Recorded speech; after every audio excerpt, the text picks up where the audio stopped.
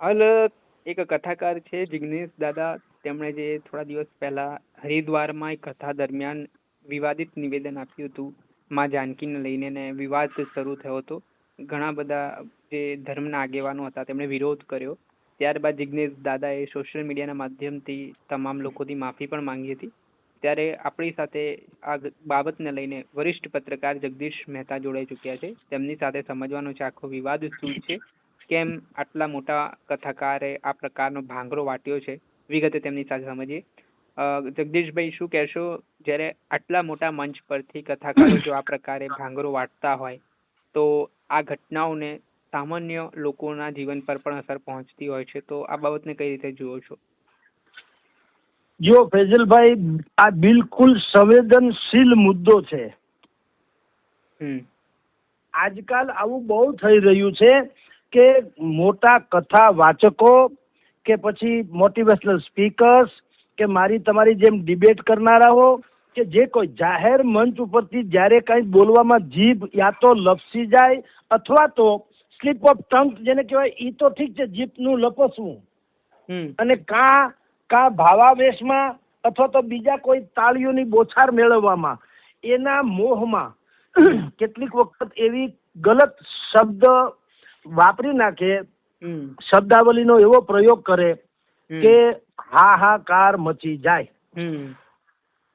આ કેસ એટલે કે તમે જેનો પ્રશ્ન કર્યો છે જિગ્નેશ દાદાના કેસમાં પણ એવું જ બન્યું છે. અને હવે એક બીજી પ્રોબ્લેમ પણ શું થયો છે, આપણે કબાટમાંથી હાડપિંજર કાઢવા એવો એક કહેવત છે ને, એની જેમ હવે જૂના પ્રસંગો હોય ને એને તમે નવેસરથી આ લોકો વહેતા કરી અને હાહાકાર મચાવી રહ્યા છે સોશિયલ મીડિયા ઉપર. એવો પણ એક ટ્રેન્ડ શરૂ થયો છે. પણ એ જૂનું કે નવું જવા દો, ભૂલ હોતી હે. અને જિગ્નેશ દાદાએ એની માફી માંગી, નહીતર આ ઘટના આજકાલની નથી. 2023 જૂન મહિનામાં હરિદ્વારમાં નકળંગ ધામમાં રામચરિત માનસની એટલે કે જિગ્નેશ દાદાની ભાગવત કથા હતી. સાંભળજો, હતી ભાગવત કથા, અને એને વર્ણનમાં રામનું વર્ણન જે કઈ રીતે કર્યું હોય તે રીતે, પણ એમાં એને શું કર્યું ને શું બોલાઈ ગયું એની વાત કરું છું. રાવણ જે છે, લંકાપતિ રાવણ નરેશ, એ માં જાનકી વૈદેહી કયો કે ધર્મ આપણે જે માનીએ દશરથ રાજાના પુત્રી કે માં જાનકી કે સીતાજી, એને જે કયો તે, એનું ટૂંકમાં જે અપહરણ કરી અને લંકામાં લઈ જાય છે. પછી રામ તો સ્વાભાવિક જ એની શોધમાં નીકળવાના, અને પછી હનુમાનજી સહિતના કપિવર બધું આખું જૂથ લઈ અને લંકામાં જાય, ચડાઈ કરે છે અને કઈક રીતે હાહાકાર મચાવે છે લંકામાં પણ. એટલે પછી હાર ભાળી ગયેલા રાવણ, એને અહંકાર તો જિંદગી આખી રહ્યો, એને એના ભાઈ કુંભકર્ણ એને ઉઠાડ્યો. કુંભકર્ણ મહાશક્તિશાળી હતો એ પણ, અને એટલો તપસ્વી હતો કે એને હજારો વર્ષ તપ કરીને એવા ભગવાનને પ્રગટ કરેલા બ્રહ્માજીને, અને એને બ્રહ્માજીને કીધું કે હવે બ્રહ્માજીએ વરદાન આપે છૂટકો હતો એવું તપ કરેલું. સાંભળજો પેલા તો. અને આની ઈચ્છા કુંભકર્ણની શું હતી ખબર છે? ઇન્દ્રાસન માગવાની. એટલે ઇન્દ્રનું આસન એટલે દેશ આપણે કહીએ ને દિલ્હીની ગાદી, એમ ઇન્દ્રનું આસન એટલે. ઓકે, હા, દિલ્હીની ગાદી એટલે વાત પૂરી થઈ ગઈ. એના જેવી વાત છે કે એને ઇન્દ્રાસન માગવાનું હતું. હવે જો એની તપની ઓલી જોતા એને આ કોઈ પણ રીતે વરદાન આપવું પડે એમ હતું. એટલે બ્રહ્માજી વગેરે એ રસ્તો કાઢ્યો. અને રસ્તો શું કાઢ્યો? એને માં સરસ્વતીની આરાધના કરી કે તમે વાણીના દેવી છુઓ. બિલકુલ. જીભ ઉપર જેને સરસ્વતી હોય એને આખું જગત સાંભળે, વંદે વગેરે વગેરે. પણ હવે જો તમે મદદ નહીં કરો તો આ ઇન્દ્રાસન માગી લેશે કુંભકર્ણ, અને કુંભકર્ણ છે તો રાક્ષસ યોનીમાં, રાવણનો ભાઈ. બરાબર. રાક્ષસ યોનીમાં છે ને જો એ ઇન્દ્રાસન માગી લે, ઇન્દ્રાસન એટલે દેવોની રાજધાની અથવા રાષ્ટ્રપતિ પદ એમ કહો તો ચાલે. એનાથી વિશેષ કાંઈ ન હોય એવું. એટલે ભગવાને તમામ 33 કરોડ દેવતામાંથી જે કોઈની એને આરાધના કરી તે બ્રહ્મા વિષ્ણુ મહેશ બધા ભેગા થઈને ચર્ચા કરી. માં સરસ્વતીને વિનંતી કરીએ કે હે વીણાવાદિની અથવા તો હે માં સરસ્વતી, આપ આ જે કુંભકર્ણએ ભયંકર તપ કર્યું ને ઇન્દ્રાસન માગી લેશે તો આખું અત્યારનું સ્વર્ગનું જે સામ્રાજ્ય છે હાલત ડોલક થઈ જશે. બિલકુલ. માટે તમે એની જીભમાં એવી રીતે કંઈક બેસી જાઓ કે એનું વરદાન ઈ માગે પણ ખરો, હું તથાસ્તુ એ કહું, કારણ કે મારે તથાસ્તુ કર્યા વગર છૂટકો નથી. બેંકમાં પૈસા હોય તો ચેક રિટર્ન તો થાય નહીં ને. એના જેવું છે. તપ એટલું બધું હતું કે બ્રહ્માજી એને ના પાડી શકે એમ નહોતા. એટલે રસ્તો કાઢ્યો તો સરસ્વતી માતાને વંદના કરી. સરસ્વતી માતાએ કીધું કાંઈ વાંધો નહીં, હું આપની પ્રાર્થનાનો સ્વીકાર કરું છું, કારણ કે આ છે જગતના કલ્યાણ માટે તમારી પ્રાર્થના, સ્વાર્થ માટે નથી. એટલે માં સરસ્વતી કુંભકર્ણની જીભ ઉપર બેસી ગયા. અને થયું કેવું, એને ઇન્દ્રાસન માગવું હતું, એને બદલે નિંદ્રાસન મંગાઈ ગયું. નિંદ્રાસન, અચ્છા. ઇન્દ્રાસન એટલે ઈશ્વરની ઐશ્વર્ય તમામ, બરાબર, રાજધાની, એની ઉપર કબજો કરવો, એના જેવું. એને બદલે નિંદ્રાસન. હવે નિંદ્રાસન એટલે સતત સૂતો જ રહે. બિલકુલ. એટલે પછી એને પ્રાર્થના કરી કે ભાઈ આ તો તમે ખોટું કર્યું, મારે તો ઇન્દ્રાસન માગવું હતું ને આ ભૂલથી નિંદ્રાસન મગાઈ ગયું. પણ એમાં તમે કઈક કપટ બપટ કર્યું લાગે છે. ભગવાનને એમ કીધું, ઓલાએ કીધું અમે કઈ કપટ નથી કર્યું, પણ એક કામ કરો, આપણે 50-50 રમીએ, હાલો ને, આપણી ભાષામાં કહું છું કે તમે વર્ષના 12 મહિના છે, 6 મહિના તમે સૂતા રહેશો ને 6 મહિના જાગતા રહેશો. હાલો, તમારું નહીં અમારું નહીં, બસ. આવી રીતે કમિટમેન્ટ થયું અને 6 મહિના કુંભકર્ણ નિંદ્રાસનમાં રહેતા પછી જાગતા. પરંતુ હવે આપણે મૂળ વાત ઉપર આવીએ કે રાવણે સીતાનું હરણ કર્યું અને રામજી આખી વાનર સેના લઈને ચડાઈ કરી લંકા ઉપર, હાહાકાર મચી ગયો. એટલે રાવણે કીધું કે હવે આપણે બાંધવું, ઝઘડવું હોય, પડકારવું હોય રાવણની સેના, રામની સેનાને, તો હવે કુંભકર્ણ સિવાય છૂટકો નથી, કારણ કે મહાબલી હતા. બરાબર. એટલે એને કુંભકર્ણને વહેલા જગાડ્યા, 6 મહિના અગાઉ જગાડ્યા. એટલે કુંભકર્ણએ કીધું કે મને તમે વહેલો જગાડ્યો, એનો અર્થ એમ છે કે આપણી ઉપર કોઈ આપતકાળ, યા તો આપણા કુટુંબ ઉપર યા આપણા સામ્રાજ્ય ઉપર આપતકાળ હોય તો જ તમે મને ઉઠાડ્યો હોય. તો ભાઈને કીધું કે હે તાત, તાત એટલે ખરેખર પિતા થાય, પણ મોટા ભાઈ છે એ હંમેશા પિતા સમાન હોય છે. એટલે કીધું હે તાત, તમે મને કયો, તમે મને શું કામ ઉઠાડ્યો એમ. એટલે રાવણે કીધું કે ભાઈ જો હવે મૂળ વાત તમને કહી દો, અમે સીતાજીનું હરણ કરીને હું લઈ આવ્યો, એને છોડાવવા પ્રભુ શ્રી રામ સ્વયં પધાર્યા છે. હાલાકી એ તો રામને સામાન્ય માણસ જ માનતા હતા. એ રાવણ જે છે એ ભગવાન નતો માનતા રામને. એ કે કોઈ રામ ને લક્ષ્મણ કરીને ના આવ્યા છે એ છોડાવવા, ને બધી વાનર સેના છે ને એવું તેવું. પણ આપની જાણ ખાતર રાવણ હતા તો વિદ્વાન જ, પણ અહંકારને કારણે એને રામમાં ભગવાન ન દેખાણા. પણ કુંભકર્ણ જે છે એ અહંકારી નહોતા. એને એ તો તપશ્ચર્યા કરીને મોટું વરદાન મેળવેલું, પણ સરસ્વતી માતાને કારણે 6 મહિના ઊંઘમાં 6 મહિના જાગવામાં, એટલે એને ખબર પડી ગઈ કે શું છે. એટલે એને કીધું ભાઈ રાવણને કે તમે હવે મને કહો છો કે હું સીતાજીને લઈ આવ્યો છું ને આમ ને તેમ, પણ તમને જ્યારે તમે અત્યાર સુધી તમે છાતી કાઢીને તમારું શાસન ચલાવવા માટે થઈને પંકાયેલા હતા, તમારું આ દયનીય ચહેરો, મોઢું તમારું હા હુકાઈ ગયું, પડી ગયું, એ બધું દેખાય છે, તો કઈક લોચો તો છે. તો ઓલાએ કીધું ભાઈ અમે સીતાજીનું હરણ કર્યું અને એને કારણે રામે આવ્યા ને આપણા લંકામાં હાહાકાર મચાવી દીધો. આપણા જે મહાન યોદ્ધાઓ હતા એ જમાનામાં તમને કહું ફેઝલભાઈ, એટલે કે રામાયણમાં એનો ઉલ્લેખ છે, અતિકાય ને મહોદર ને દેવાંતક ને નરાંતક ને એવા યોદ્ધાઓ હતા જે આખા સૈન્ય ઉપર ભારે પડે, સમજી લ્યો. એ બધાનો નાશ થઈ ગયો, આ બાહુબલીની પરાકાષ્ઠા. એટલે કુંભકર્ણએ કીધું કે હવે તમને તો કે હવે મને બચાવો. એટલે કુંભકર્ણએ કીધું કે તમને અત્યારે જ આ ભાન થયું કે આ રામ જે છે એ સામાન્ય માણસ નથી. બરાબર. અને આપની જાણ ખાતર આ આખું રામાયણ જે હોય ને, અમારો રામાયણ ગ્રંથ જે છે ને આપણો, એમાં લંકા કાંડમાં આનો આખો સંવાદ છે રાવણ અને ભાઈ કુંભકર્ણનો. અને એ બેસ્ટ ઓફ ધી બેસ્ટ માનવામાં આવે છે. આ સંવાદને અતિ શ્રેષ્ઠ માનવામાં આવે છે કે નીતિ શું, ધર્મ શું, ફરજ શું, અધિકાર શું, વગેરે વગેરે. તો લંકા કાંડના સર્ગ 62-63 સર્ગ એટલે એનો પ્રકાર આવે છે, દોહા કે ચોપાઈ, એનો 7મો શ્લોક છે. અને 63 નંબરના જે સર્ગ આવે છે એનો 1 થી 21, એનો ઈ જે 1 થી 21 દોહા ને ચોપાઈ છે ને, એમાં આનું વર્ણન છે સંવાદનું. ઓકે. હા, તો આપની જાણ ખાતર પછી કુંભકર્ણએ કીધું કે તમે માં જાનકીની જ્યારે તમે હરણ કરીને આવ્યા ત્યારે તમારામાં બુદ્ધિ નથી, તમે કોની યારે લડો છો? કારણ કે આ તો અખિલ બ્રહ્માંડના નાથ છે ભગવાન શ્રી રામ, અને માં જાનકી એ કોઈ સામાન્ય મહિલા નથી. દશરથ નંદિની વૈદેહી ધરતી પુત્ર છે ને શક્તિ જે કહેવાય મહાશક્તિ એનું સ્વરૂપ છે. એટલે રાવણને અહંકાર હતો, એને કીધું ભાઈ તારું શાસ્ત્રનું જ્ઞાન મારે કઈ જોતું નથી, તારો ધર્મ અત્યારે શું છે એ મારે તને કેવું છે. તું મારો ભાઈ છો ને હું આફતમાં છું, ભાઈએ આફત વખતે ભાઈનું મદદ કરવી જોઈએ કે જ્ઞાન બાંટવું જોઈએ એમ.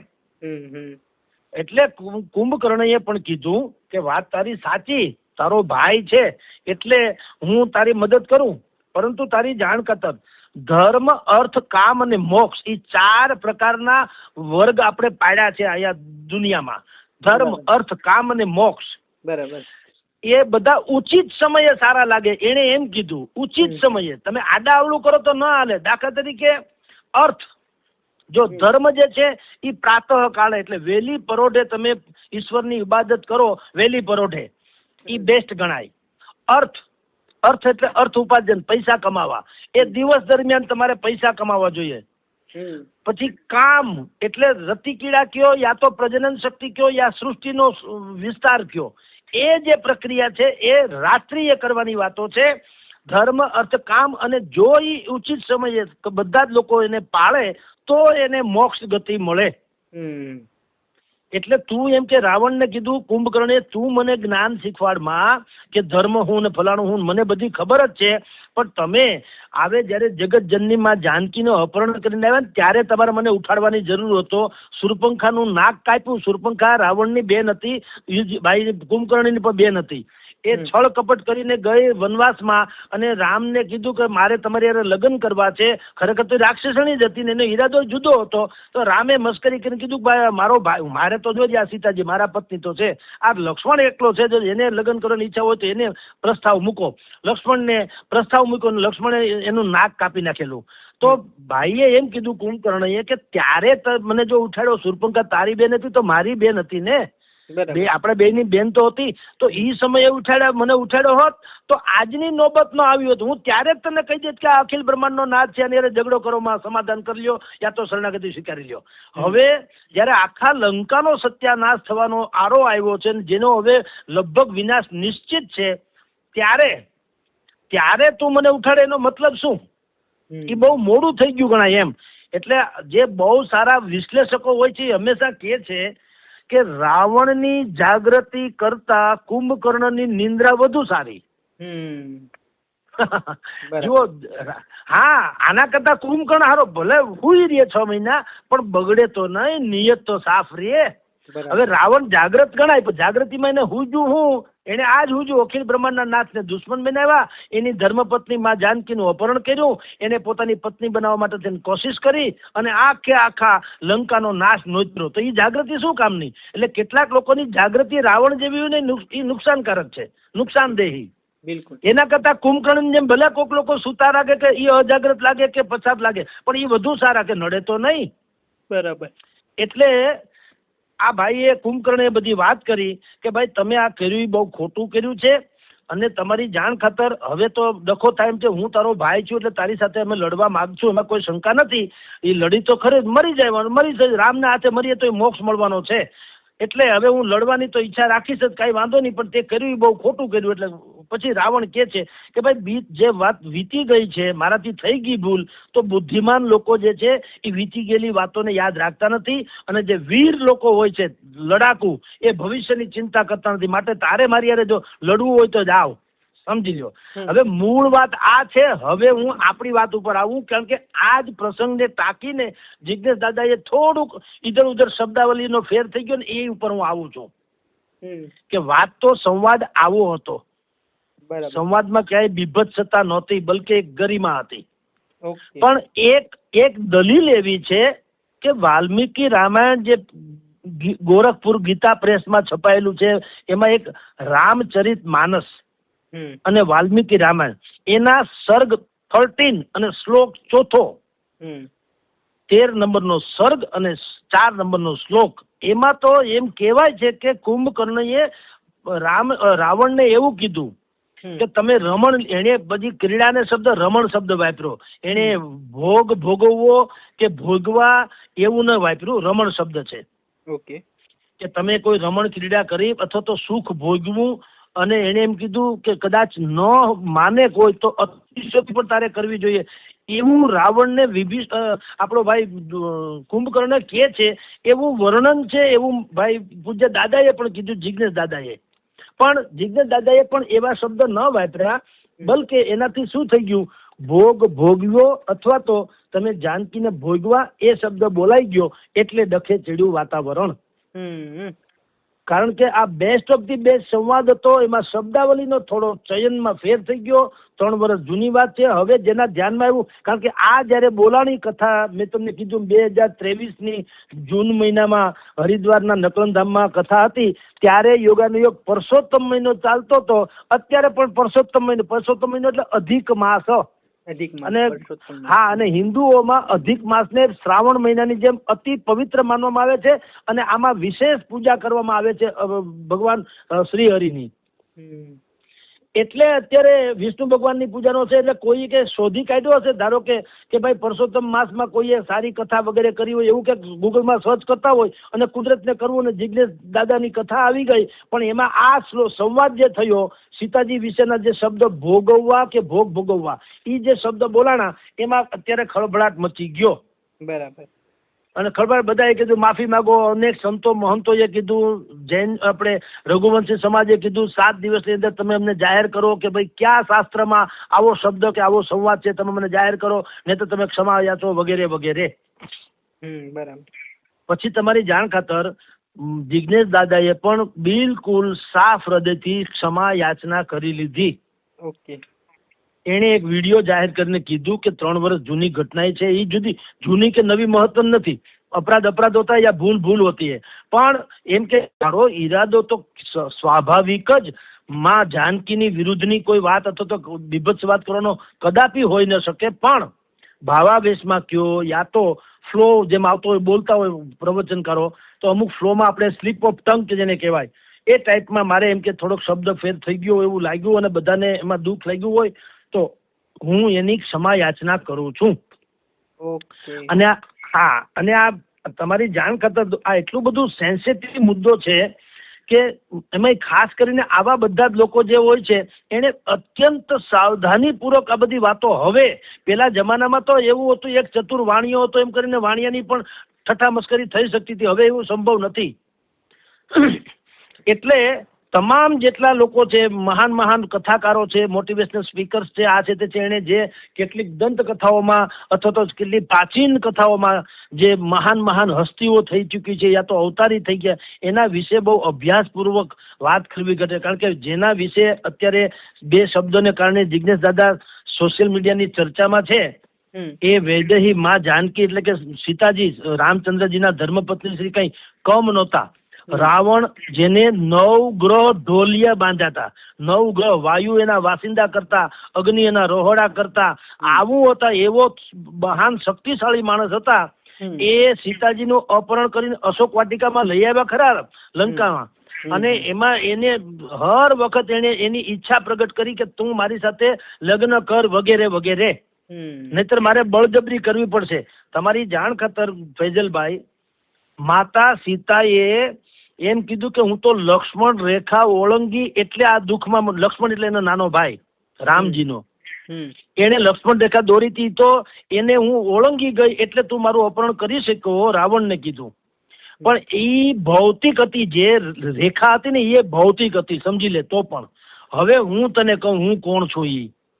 એને એક ઘાસનું ટુકડો, ઘાસનું પત્તું, જેને તણખલું કહેવાય, એ તણખલું પોતાની આગળ મૂકીને રાવણને કીધું કે હવે તારામાં તાકાત હોય તો આ તણખલાને તું ઓળંગીને બતાવ, હાલ મને અડવાની ને મારી અરે મેરેજ કરવાની ને બધું તો પછીની ઘટના છે, તું ખાલી તણખલું તો આમ બતાવ્યું, આમ વટી જો.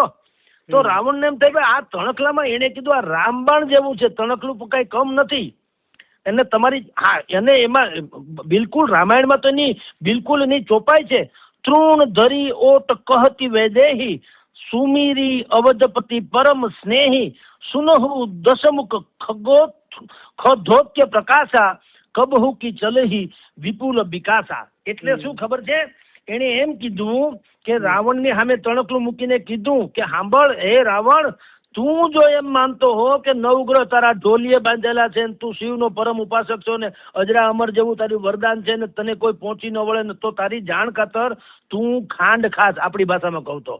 એને એમ કીધું હા કે આજ્ઞા નામનું એક નાનું પંખી આવે જંતુ, ખબર ને, આજ્ઞો, જેને પાછળ લાઈટ હોય. આપણા લાઠી, અમરેલી પાસે લાઠીના કવિ કલાપીએ કીધું તુજે પાંખ ચળકે પર્ણના ઝુંડો મહી ચક્રો રચી. આજ્ઞા ઉપરનું ગીત છે. તું અજાણતા હરખાય હું જાણું ને રોવું અરે. એટલે આજ્ઞાને એમ છે કે મારી પાસે લાલ લાઈટ છે, હું કેબિનેટ મિનિસ્ટર, પણ એને ખબર નથી કે બીજા મોટા લોકો તને એટલા આટલું જ ભાળી જાય કારણ કે તારી પાસે લાઈટ છે. બીજા તો છુપાઈ જાય, જેને લાઈટ નથી અંધારામાં દેખાય નહીં, પણ મોટા જીવજંતુને તને ભાળી જાય. એટલે તું જે પોષ તું તે માર શું કુદરતી. એટલે ઈ આજ્ઞાનો ઉલ્લેખ કરીને માં સીતાએ કીધું રાવણને કે રાવણ, તું જો એમ માનતો હો કે તારી લંકા ભયંકર છે, તું બહુ નવગ્રહ ને પણ ઢોલીએ બાંધ્યા ને તે બધાને હરાવી દીધા ને, તો તારી જાણ ખાતર તારો જે આ તાપ કે પ્રકાશ જે તું માનતો ઈ જે છે ઈ આજ્ઞાના પ્રકાશ જેવો છે. એનાથી કઈ કમળ ન ખીલે, સૂરજમુખીના ફૂલ જે છે ઈ ખીલે નહીં, કમળે ન ખીલે. એના માટે સૂર્યનો પ્રકાશ હોવો જોઈએ. અને મારા પતિ અથવા તો મારા આરાધ્ય હું જેને માનું છું તે ભગવાન રામ જે છે એ સૂર્ય સમાના મેનું. એટલે તું જે દસમુખ વાળા રાવણને કીધું કે તું જે છો એ તો ખાલી ખગોત્ય પ્રકાશા, તું ખાલી આજ્ઞાના પ્રકાશ જેવો છે. કબહુ કી ચલહી વિપુલ બિકાસા. મારા પ્રભુ શ્રી રામ છે તો સૂર્ય સમાન છે, તારું કઈ આવે નહીં એમ. અર્થાત માં જાનકી આટલા પ્રચંડ દેવી શક્તિ હતા અને એનું વર્ણન કરવા માટે થઈને સ્વયં જે કથાકારો જે છે એ પણ નેતિ નેતિ નેતિ એવું બોલે. આટલી મહાશક્તિ હતી, એની ભૂલ રાવણે કરી. રાવણને પછી કુંભકર્ણે સમજાવ્યો અને એ વાતનું વર્ણન કરવામાં જિજ્ઞેશ દાદા થોડાક થાપ ખાઈ ગયા. એને બે શબ્દ વાપર્યા. હાલાકી પ્રામાણિક રીતે કયો તો એના કહેવા પ્રમાણે, જિજ્ઞેશ દાદાના કહેવા પ્રમાણે શાસ્ત્રમાં તો આથી વધારે શબ્દો તો એમ કે લખ્યા જ છે. એને કીધું વાલ્મીકી રામાયણના સર્ગ 13 શ્લોક 4 રમણ સુખ ભોગવવું અથવા તો ન માને તે અતિશયોક્તિ પણ કરવી, જેને અત્યારની ભાષામાં આમ ગણો તો બહુ ખરાબ શબ્દ ન બોલવો જોઈએ એવા શબ્દ વપરાય. પણ હવે જે હોય તે, જે કથાકારો જે છે, કારણ કે હવે આ સેન્ટિમેન્ટ્સ બધાના બહુ ખતરનાક થઈ ગયા છે. કોઈને વિશે જરાક પણ તમે આડાઅવળું બોલો તો મેળ ન પડે, બધાને લાગી આવે એવું છે. એટલે તમારી જાણ ખાતર જિજ્ઞેશ દાદા એ સારું થયું કે એને ક્ષમા યાચના કરી પણ લીધી. કારણ કે એ તો હકીકત છે, આખો તમામ જેટલા લોકો અત્યારે વિરોધમાં ઉતર્યા એને ખબર તો છે એ બધાએ વિરોધ કર્યો, એ પણ સવિનય કર્યો. તમારી જાણ ખાતર એને પૂજ્ય દાદા વિશે એટલે કે જિજ્ઞેશ દાદા વિશે કોઈ અલપ સલપ શબ્દ નથી વાપર્યા, તુકારા બુકારા નથી વાપર્યા. એને એટલું જ કીધું કે પૂજ્ય દાદાને ભાઈ તમે યા તો પ્રમાણિત કરો કે કોઈ આમાં લખેલું છે કોઈ શાસ્ત્રમાં, અથવા તો તમે ક્ષમા યાચના કરો. એને ક્ષમા યાચના કરી લીધી. એટલે મારી દ્રષ્ટિએ પણ કહું તો ફૈઝલભાઈ, આ વિવાદ અહીંયા આમ પૂરો થવો જોઈએ. પણ આના ઉપરથી જેટલા કથાકારો છે, મોટિવેશનલ સ્પીકર છે, યા તમારી જેમ ડિબેટ કરનારા છે, એને એક ધડો લેવો જોઈએ કે હવે આવી જે કોઈની લાગણી ઘવાય એવા શબ્દો બોલતા પહેલા 100 વખત વિચારવું જોઈએ. કારણ કે ન બોલાયેલા શબ્દના તમે માલિકો છો, બોલાયેલા શબ્દના ગુલામ. બિલકુલ જી સર. જી ખૂબ ખૂબ આભાર સર, તમે જોડાયા અને આ મુદ્દે આખો ઘટનાક્રમ અમને સમજાવ્યો ને વિગતે આ મામલે વાત કરી. નમસ્કાર સર. નમસ્કાર.